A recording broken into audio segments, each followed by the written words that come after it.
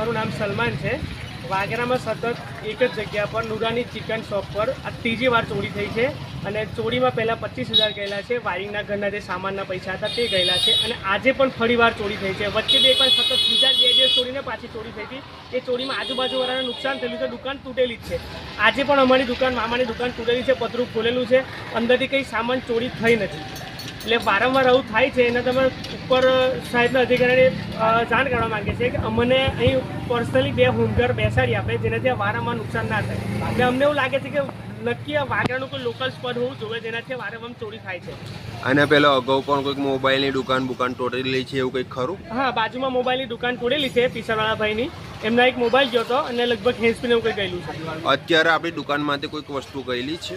ના, હાલમાં હમણાં કંઈ ચોરી નહીં છે, પણ વારે અમારી દુકાનનો ટાર્ગેટ બન્યું છે એવું લાગે છે અમને।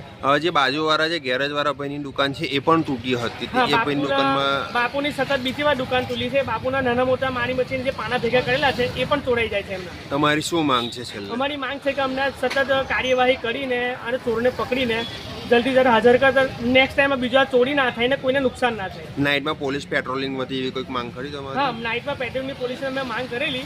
હવે સાહેબ આવે છે કે નહીં ખબર નહીં અને હું ચાહું છું કે જે હોમગાર્ડ ડેપોડો બે રહેશે 4 4ની જગ્યાએ 2 અમને ખાલી બેસાડો જેથી અમને આ સચવાય રહે, અમને નુકસાન